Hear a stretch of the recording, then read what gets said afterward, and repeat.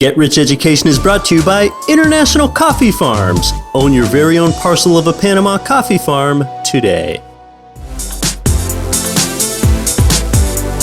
Welcome to Get Rich Education with Keith Weinhold, giving you information and ideas on the investment that has turned more ordinary people into millionaires and billionaires than anything else, and can provide you with more wealth and happiness than you ever thought possible.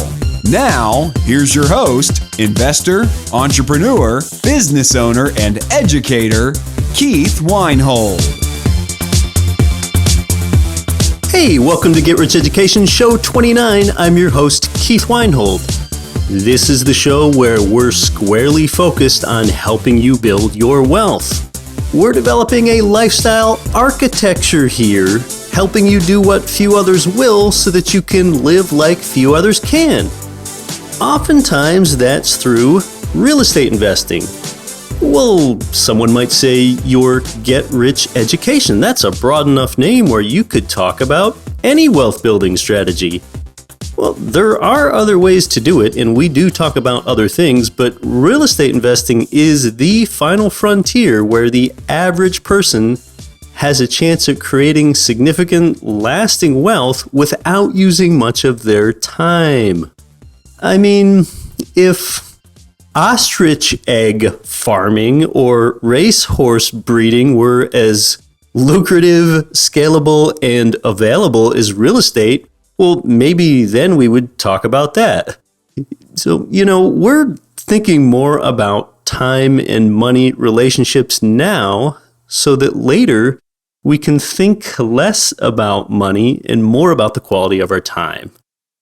Like, when you go out to a restaurant, don't you want to look at the left side of the menu and decide what you're going to have for dinner and what sounds good tonight, rather than be influenced by those numbers over there on the right side of the menu? So I want to know how I can best help you, and I'll take my time and resources to do it. And you know what gives me a great return right now? It's when I learn that other GRE listeners are acting. Take Jeff Horst from Sanger, Texas, for example. After listening to this show, he and his wife did a $50,000 cash out refinance of their home, bought some Rich Dad books I recommended, and they've also contacted Memphis, Tennessee's Mid-South homebuyers about buying turnkey real estate there. Jeff's actually a childhood friend of mine that found the show. Then there's Chad Lundquist from the Kansas City area. He and his wife own 2 properties free and clear, and Chad has kind of reevaluated that equity positioning after listening to GRE Episode 6 a dozen times. Episode 6 is that kind of paradigm-shifting episode that I've heard a lot of people listen to multiple times. I've also had some great inquiries from a bright 23-year-old listener in Brooklyn, New York named McKinley Stevens. McKinley wrote, here's exactly what he wrote. It's so hard to find honest, unbiased opinions, and you and your podcast have really been a great source of inspiration. Hey, thanks for that, McKinley. If you're that young, you listen to this show and you're thinking abundant thoughts like this, you're likely to be very financially well off in life. Then there's listener Ian Twerberg from Wausau, Wisconsin, who wrote this. Keith, just extending a huge thank you for all the information, time, and effort you've shared with your audience. It has literally changed the trajectory of my future. We just purchased our first property through Mid-South Homebuyers this week, and I'm working with some folks in Dallas for the next one. The best part is that I'm explaining everything to my 15 and 11-year-old. Gosh, I love that. So they get started in these thought patterns now while they're young. I feel like one of those British people jumping up and clicking their heels together, Ian Twerberg. That's great. Hey, and I'm proud to say that I've met 2 of those 4 listeners, Jeff and Chad, in person. So, hey, if GRE is making a positive change in your life, or even your thought patterns, tell us by leaving a review on iTunes or elsewhere with your comments, and tell us where you're from, too. We want to focus on the most direct path to improving not just your wealth, but your overall lifestyle architecture fueled by that wealth. A few months down the road, I want to tell you about listeners that aren't just early in their actions in anticipating change, but I want to hear about those who did something like invested some money or got it through a cash out refi from their home, which might have caused a higher mortgage payment, for example, of $100, and now they've used that cash out of their home as a down payment on a turnkey investment property that produces, say, $252 cash flow, offsetting the higher mortgage payment on their home. That gives them another asset that can benefit from leveraged appreciation, while at the same time providing tax benefits and having another person, the tenant, using other people's money, that tenant paying down the principal amount of the mortgage because you have smartly outsourced your debt to that renter and you're providing value for them at the same time. And maybe I'll even ask some of those listeners down the road if they would like to appear on the show. And yeah, a number of listeners have pointed to episode 9 with Mid-South homebuyers in Memphis, Tennessee as being that turnkey real estate provider that's been that catalyst. Oh, by the way, it's interesting how I see the word turnkey spelled when I read blog articles and the like sometimes. Don't forget the N, you columnists. It's not turkey rental property, for goodness sake. Sheesh. Turnkey real estate investing contributes really to my favorite investor metric of return on time invested because nearly everything is already done for you. That's why it's called turnkey. Like just turn the door key, open up the door, and everything is there. The physical rehabilitation of the property is done. The tenant has often already been placed beforehand, so you have rent income on the day that you close. The property management is already in place when you close. The tenant typically never knows who you are. Then you have time to go off and improve your lifestyle architecture by living your better and higher use. Okay, what if you learned about this guy? This guy, say he was able to type 100 words per minute. Hey, you would think that's pretty good, right? He's super efficient, and typing is likely this person's best and highest use. Society would say that's a good allocation of a human resource. All right, well, what if I told you that that person that types 100 words per minute is LeBron James? Do you think that's still a smart allocation of resources? I mean, no way. LeBron would be paying a steep opportunity cost by typing when he could have been playing a game for the Cavaliers or could have been acting in a Nike commercial for $1.5 million. Okay, so just because you're good at something, just because, say, you manage your own properties well and you know how to fix things, well, that still doesn't mean that that's your best allocation of resources. On Get Rich Education, we focus on telling you how to create more money. But that's really only to buy more time to give us what we ultimately want, which are outcomes, feelings like peace, happiness, joy, love, and freedom. Well, today's guest, Don Hobbs, helps us learn how to make the most efficient use of our time. Don comes from the Keller Williams sphere of real estate influence. From a young age, Don was mentored by the incomparable Jim Rohn. Jim Rohn was an incredible visionary whom I cannot have on the show today because he's no longer on this earth, but Jim left behind an inspirational legacy, and Jim's legacy truly lives on. He has over 1 million likers on Facebook today. He's still really popular. The late Jim Rohn is the author of some of those timeless quotes I've used on the show, like, formal education will make you a living, self-education will make you a fortune. So hosting a guest on the show today that's 1 degree of separation from the late Jim Rohn is what I've done today with Don Hobbs. Don is a pretty moving platform speaker himself, traveling the world and motivating audiences with the One Thing tour. I met Don last year through my friend Cassandra Boltman when Don spoke in Anchorage. Coming up right after the break to talk about productivity, creating more time for yourself, And to tell us what your one thing is, it's Don Hobbs. Through Get Rich Education and International Coffee Farms, you can own your own half-acre parcels of a passive income-generating coffee farm in Panama for as little as $12,000. It's a low-risk opportunity with an average annual return projected to be 13 to 15%. The farms are professionally managed for you on a turnkey basis, and you own the land. And you can give as well as receive by helping International Coffee Farms create good jobs that pay a living wage and provide medical, pension, and other benefits to very poor Panamanian coffee farm workers and their families, often for the first time in their lives. This is Cashflow Diaries Jay Massey. Do the right thing, then do things right. Listen to Get Rich Education with Keith Weinhold. Don Hobbs, well, it's a real pleasure to have you on Get Rich Education today. Thank you for joining me. Oh, thanks, Keith. It's a pleasure to be here. How did you get to where you are? You are now a nationally traveling platform speaker that brings large audiences and you motivate them. How did you get to where you are today? I started with Jim Rohn as a promoter of his seminars. Some people would know Jim directly as he's been a big influence over many, many people and very quotable and in all of your social media, one of the personal development gurus.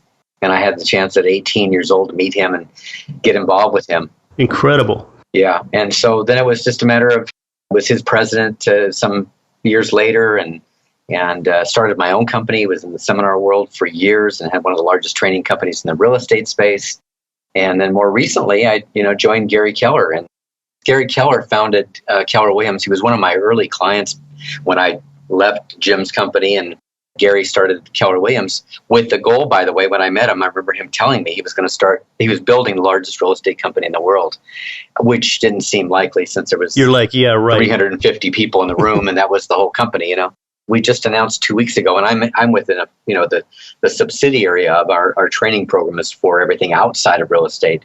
But we went to Orlando for the Keller Williams family reunion, they call it, which is their convention, and they announced a couple weeks ago that they are in fact now the largest real estate company in the world with 113,000 plus agents worldwide and a phenomenal force.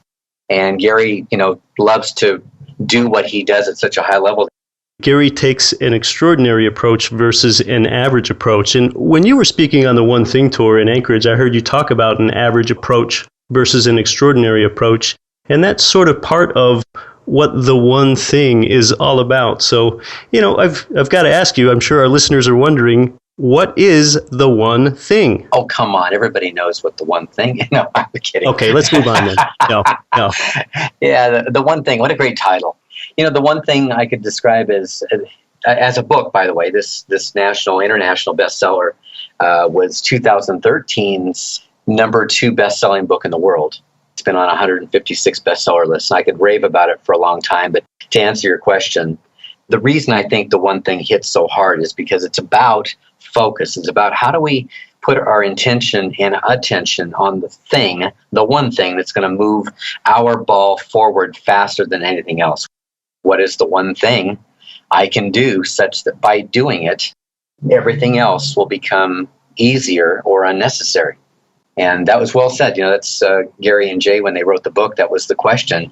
And it came from this coaching focus that Gary had with top people in business that he had been working with and teaching an MBA course at Baylor University and all the things that he does with top business leaders, where he said, when he'd get to the conversation of what are you going to do this week? And they'd come up with 2 or 3 things. And then we'd get together a week later, he said, and then they wouldn't have done those things. And he said, finally, I got to where I distilled it and asked the question, what's the one thing you're going to do this week that's going to make the difference?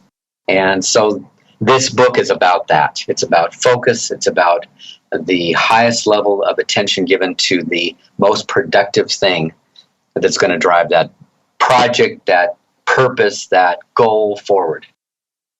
Most people have one thing that they're best at, and they can be better at that than 99% of other people. So I think what that one person needs to ask themselves when they're finding their one thing and how could they most efficiently use their time is first ask yourself, what's the top 20% on my list of the things that I do best? Focus on that. And then take that list again and say, what's in the top 20% of that list? And so on. And pretty soon you're like, what's the one thing left? That's your one thing.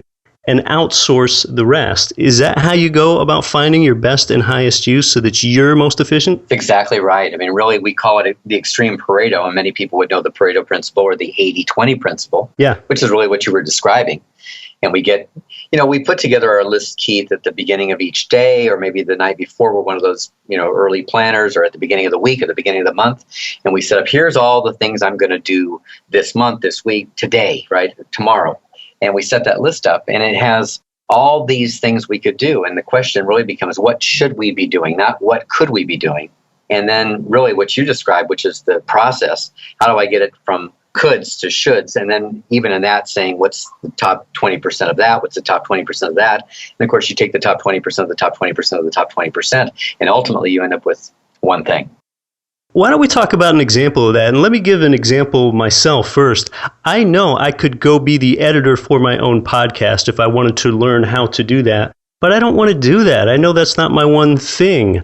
Even if I can do it better than somebody else, that's not my one thing. I have a better and higher use of finding the best guests, for example, and bringing you onto the show rather than spending my time to edit another show. So I keep asking myself, after listening to you, what's the one thing I can do such that by doing it, everything else becomes easier or unnecessary. So I think it's about seeking a better and higher use constantly. Constantly, and really that's the word. It's not just at the beginning of the month, the beginning of the week, beginning of the day. It's not just that. I hand you a project, Keith, and I say, hey, could you help me do this? Or, if I'm in a superior role, you're in a subordinate role, can you do this project? And when you get it back to your desk and you say, okay, so what's the one thing I can do such that by doing it, everything else will become easier and necessary? Again, that's just applicable to that particular project. And of course, if I could, I'd like to chat just a little bit about this because I think it kind of plays in terminology-wise.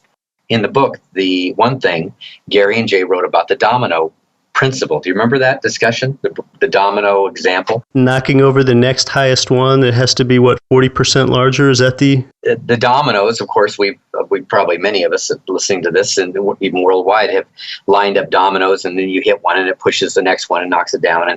And so that whole experience of how do I line things up such that then when I push the first one, which is the only thing I have to do, I line them up and then push one, and things happen. And so how does that apply in our own lives? And then what you started to talk about is that we also discovered in that a domino can knock over a domino 50% larger than itself. And so what that means, Keith, to our listener, to the person really trying to apply this in their life, is I can do things bigger and bigger and bigger. And I don't have to know how to do that yet, because all I have to do is line things up and push the first domino, and I'll have time to grow into it, or I'll find the talent along the way where people are going to come to me and fall in place. But I have to know where I'm going, and I have to line the dominoes up properly and then come back and make that happen. And for me, see, this was a real aha, because I used to run around in all my businesses getting very good at knocking down dominoes, and yet not ever lining them up, which means I get to run around and knock over a domino and then knock over a domino and knock over a domino. And people would even say, wow, you're really good at knocking down dominoes. But it didn't really add up, and it certainly never multiplied and became that exponential growth. And it wasn't until many years later, I was in business for 10 or 12 or 15 years probably before I got a real handle on that. And when I did, by the way, the next year I made more money by double. My company was like 250% growth. My time off was amazingly different. Like most I'd ever taken off was 20 days a year, and now I was at 6.5, 7 weeks of vacation, and it was like everything changed. You talk about the lies that are out there and the lies that people have come to believe. What are they? Can you tell us about that? Well, for time, I'm going to say that there are 6 lies in the book, and they're societal lies. They're the things we bought into as culture. This is the way we live life. Why? Because probably that's the way it's always been done. It's that old thing. It's not true. It's just the way that we saw our parents do it, and they did it, and they learned it from their parents, etc. And I'll give you a couple examples, because one of them that really struck me was that everything matters equally. And, when you look at your to-do list we talked about earlier, that the could-dos and the should-dos, and we start checking off the list, almost automatically what we're seeing is that people then go to whatever is the easiest or whatever's the most fun or whatever they can check off so they can say, I checked it off, because we get that adrenaline rush. And so we really need to get that lie out of our heads and say, no, that some things matter more than others, and we've got to keep our focus on those things. So that was the first lie. The second lie that they talked about was multitasking, which is going to hit a lot of our listeners today probably pretty hard, because some people actually brag about, I'm a great multitasker. Well, what we've discovered is that, when you start multitasking, what happens is we lose focus on that which we're really focused on. And if you want proof of it, there's many ways to see it in action. But, we're there at our desk and we're typing away at some email, and somebody comes to the door, or the kids come in, or the phone rings or whatever. The beep on Facebook, a ding, and we are distracted. Somebody walks in the office and says, hey, I just had a quick question. I don't want to interrupt you. They just did. And now suddenly we're in this place where, when I am back to my original purpose, which is this email I was writing with several paragraphs, I've got to go back and do what? I've got to go back and read the whole thing from the beginning, get back into the flow again, try and capture where I was mentally. And so all of that wasted time, and researchers say it's 28% of our day is wasted, lost in the switch between one task and another. And so that's very powerful. If you're an employer, of course, you're paying for 5 days a week and getting less than 4. And if you're an employee, you wonder why you're staying late after work. And that's probably why. And if you're an entrepreneur, you wonder why you don't get a lot of things done, because there's nobody pushing you and you're not getting the most effective, most important things done. You talked a little bit about the importance of time blocking. So with time blocking, we're talking about you're finding your best 4 hours of the day, the 4 hours when you feel the most productive and energetic. And we're talking about shutting doors, locking doors, sitting at your desk, if that's what you do, turning off your notifications, silencing your phone, and not letting anyone inside that space, because that's where you're making what you are. And absolutely. And I'll give you 2 more things to add to that. Take your food and water with you. Like, bring in rations, because how distracting is it? We're the solopreneur, the entrepreneur, and we've got any access to a refrigerator or any distraction, right? It's like, I'm kind of hungry. No, take it in. Get the food bars. Get the healthy stuff that's going to replenish and refurbish and give you energy, and keep that there. When you walk out the doors after 4 hours, you don't care after that point, right? Now we can go do whatever we need to do. But yeah, I'd really protect that time. And I think that's the part that people really miss, is protecting those moments that are going to make the biggest difference in how their life turns out. You have a great real estate background. We have a lot of real estate investors. What about for someone that hasn't invested in real estate before, or hasn't started to find out what that one thing is, especially if that's in real estate? What's a good place for them to begin? What's an early actionable step for them to take? Well, it's so hard, I'm sure, as you know, because everybody comes from a different place. Do I have money or don't I have money? Is it the first investment just because I've never thought about that, or is it the first investment because I haven't had any capital or any ideas on how to do that? So I think first comes what's the goal? And I'm going to want to move people to a place where they say, I want to own real estate. Once I have decided that, I think there's, making sure that we're putting some money together. I think education is a huge part, Keith. And of course, you know that. I mean, you play in that arena, and what you do is so powerful and so important to people. I think the education is a lot of times why we don't move forward, is we don't know how to move forward. It's like walking into a room and having no lights on. It's hard to move through a dark room. We walk through with uncertainty. Education is turning the lights on and making sure that people can see what's going on. Wow, this is some possibilities. Here's some opportunities. Yeah, I like to see people go broad. When they go broad and learn about what's out there and what the investing and success opportunities are, they get a certain context. And once they have that broad context, they're able to understand content that's delivered more efficiently thereafter. So, well said. Yeah, absolutely. Well, hey, Don, how can my listeners find out more about you? I know you have a lot of great things to offer, since you're really one of the foremost authorities in productivity and success. I hope that's true at all. We look forward to talking to any of your program listeners.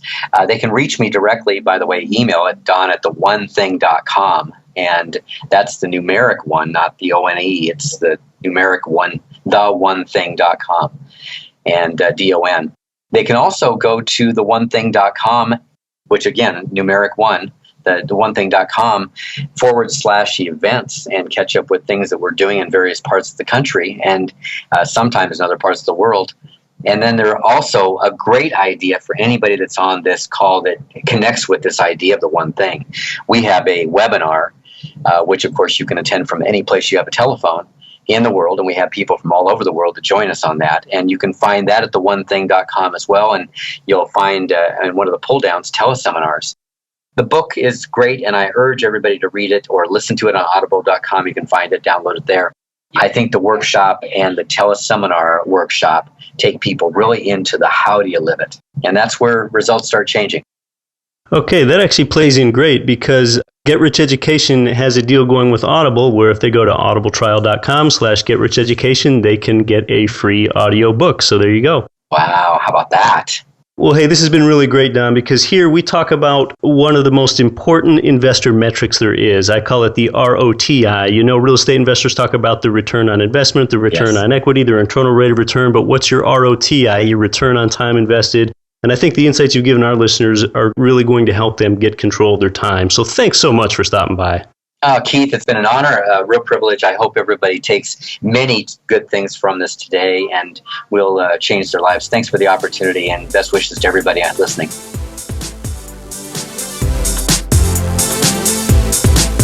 You've been listening to the Get Rich Education podcast, telling you what the wealthy won't tell you about real estate and investing.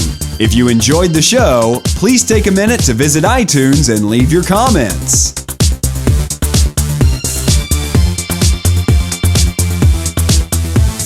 Nothing on this show should be considered specific, personal, or professional advice. Please consult an appropriate tax, legal, real estate, financial, or business professional for individualized advice. Opinions of guests are their own. Information is not guaranteed. All investment strategies have the potential for profit or loss. The host is operating on behalf of Get Rich Education, LLC exclusively.